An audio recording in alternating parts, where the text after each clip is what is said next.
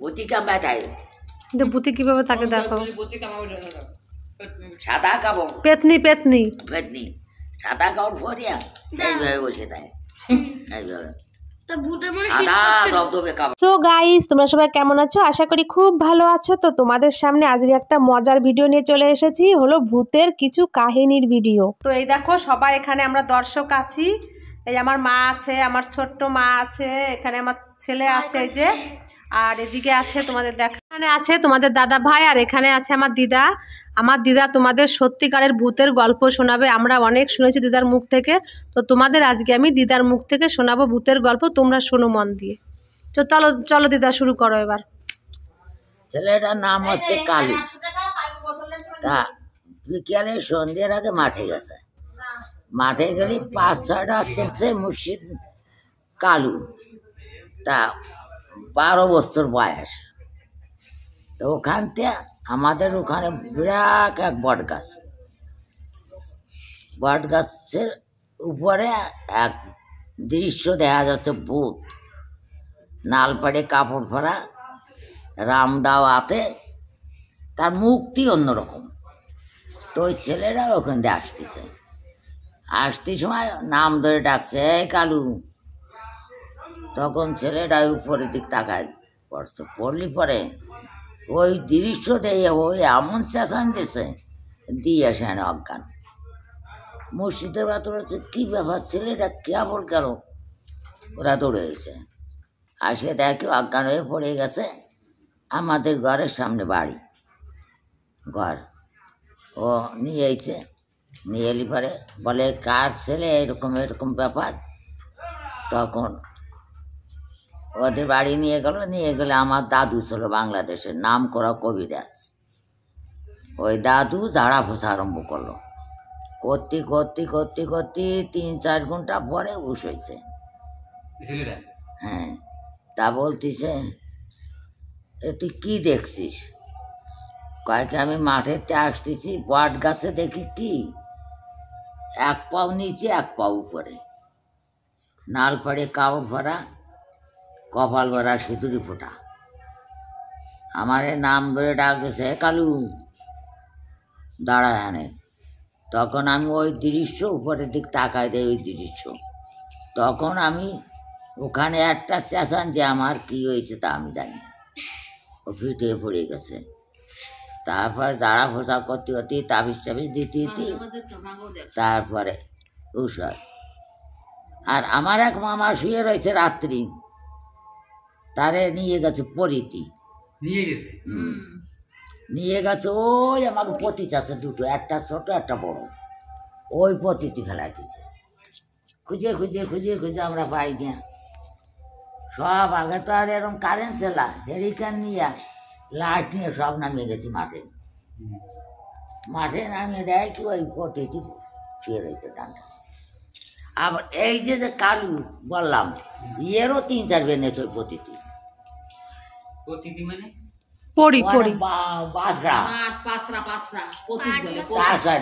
আগে মানছি আর কি, একটা হচ্ছে ছোট একটা হচ্ছে বড়, পতির জমি ওটা ফেলানি পাঁচরা বলে ওরে। আর একটা দৃশ্য আছে, কি দৃশ্য মানে আমাকে পিঠানে ছিল কালু মিয়া, ওই জাতিবাদের দেই সামনে আছে কৃষ্ণ কালু মিয়া এখনো আছে, দেখেছো? কালু মিয়া রক্তপারে যায়, ওই ছোট একটা ভাঙা বট গাছের একটা ছোট ঘর না, ওই ঘরটা স্থানে ওই কালু মিয়া ছিল। কালু মিয়ার দাদু ছিল মিয়া, আর ঠাকুর মা ছিল হয়। তারপর ওখানে যাতাম আমরা বুঝতে নেই। একদিন ওই ঘরের দুয়ারে যে দাঁড়াইছি, তা করছে, বোন এখানে দাঁড়াই তো দরজা ছোট, আর একজন তো জম্বের মোটা আমাদের মধ্যে, ও অসুবিধে আসছে, তাই তোমরা দাও করস ভাত, এরকম করস পাচ্ছি মানে শাক বাতসা হিরা সেটা দিয়া মানে কেজি দেড় ওটা লেগেছে। তুললা প্রচুর হয়েছে, আমরা এ খাবো না, বাড়ি নিয়ে মুড়ি টিনের মধ্যে ডালিয়া চলে এসেছি। আমরা এসে দাঁড়াইছি, আমরা তো পয়সা তা কত বোন বাইরে দাও। যখন আমি চলে যাবানি তখন ওই যে পাড়ার তলে দেখতো পয়সা, কেউ 500 দিয়েছে, কেউ 5 টাকা দিয়েছে তরি পাড়ায়। ওই পয়সাটা আমরা নেই, আমি নেই না, তোমরা নিয়ে নেবা। তখন আমরা বাইরে যেয়ে দাঁড়াইছি। দাঁড়ালি পরে যখন ওই দাদা পয়সা নিয়ে উঠিয়ে গেছে খাবার টাবার নিয়ে, তখন যাই ওই পয়সা আমরা দূর দূরে ধরছি। তা আমার সাথে পারে নাই, আমি বলছি কি শোন কে রাতে তো কেউ কাটবি না। আমি যে এইরকম সাপটা দিচ্ছি, সাপটায় 2-3 ভাগ ওরা কোনোদিন পাইছে, কোনোদিন পায়নি জল খাবার খাওয়া। তারপরে হালকা মানুষ তো ওরা দোকানে, তারপরে আনি দোকানে গেছি, দোকানে যেয়ে কইছি ফুটো বসে দাও। আমার মাথায় 2 দড়ি থাকতো সবসময়। আগেরকার মানুষ দেখো নিয়ে এসতাম, তারপরে আদা কিনে নিয়ে গরম মশলা কিনে নিয়ে সব ওই মাদার পয়সা। খাবার যেত খাইছি ওই খাবার পয়সা।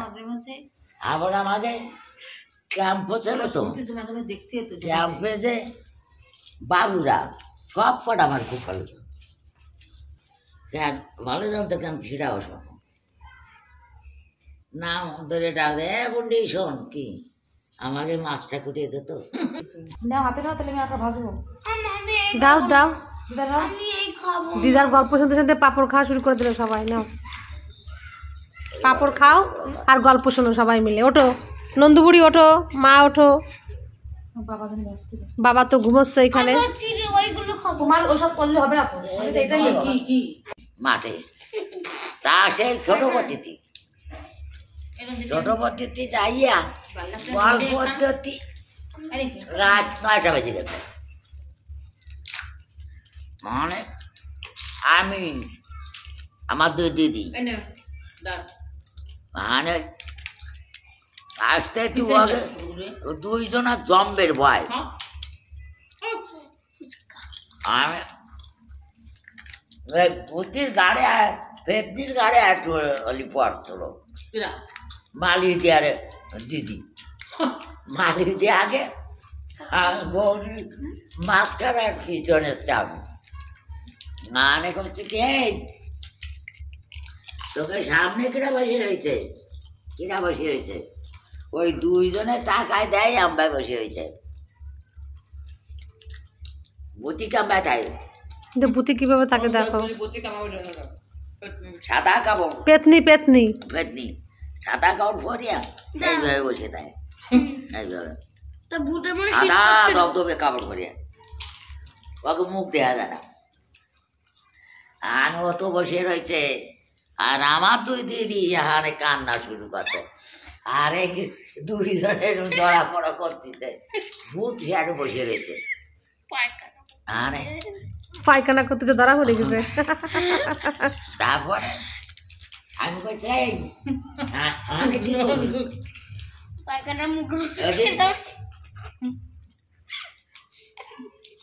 তোমার নিম গাছতলা দিয়ে যাবে, সে আমার 4 উপায় কোয়াট গাছতলা দিয়ে যাচ্ছি, এই চল ওই নিম গাছতলা দিয়া কয় ওখানে জম্বের পাই, তুমি তো জানি কর দিয়া।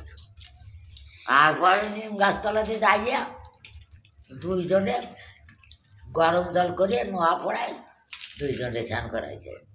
মা কথা তুই করবে না, আমিও তো ভয় করি না, আমি করবো। আর একদিন এই যাও তার এই জায়গা টিভি দিয়ে যাচ্ছি, রাত প্রায় 12টা।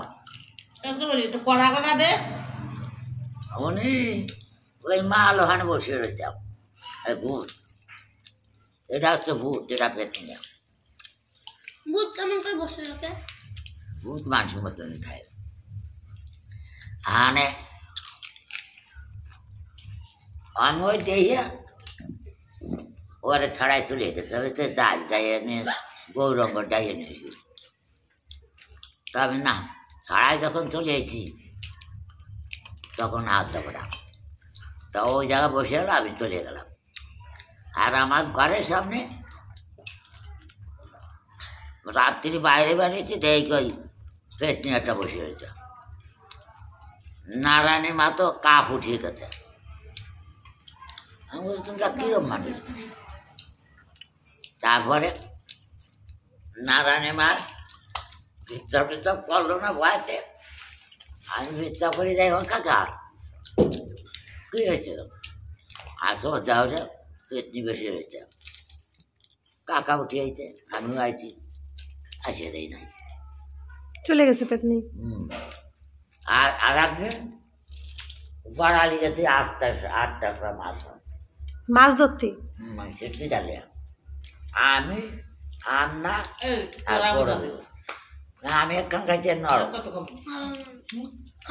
আম দেখি আমাদের তাল গাছতলা বিরাট এক বিড়াল। বিড়াল? খাবো না, আমার তো না দেবো না দেবো।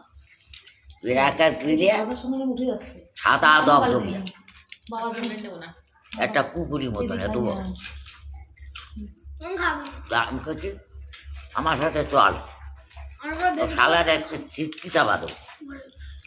চলিও গেছি আর 2 তফাতটা তো জুড়িয়ে দিয়েছে তো, আমরা পারবো না। তারপরে আনতে চলে আসলাম। আর আগে সত্যি সত্যি পেতনি ছিল তাই না দিদা? আমি আগে যে আমরা যে বাড়ি ছিলাম আমাকে মানে ঘরের চেয়ার ওই রাস্তা হল বড় একবার তো ওই জায়গা মানুষ হতো। মানুষ মরে গেলি তো তো ভাই তো দাদু কত মাথা ভাইছে। আর ওই সন্ধ্যা পরে আগুনে এরম জ্বলতে জানি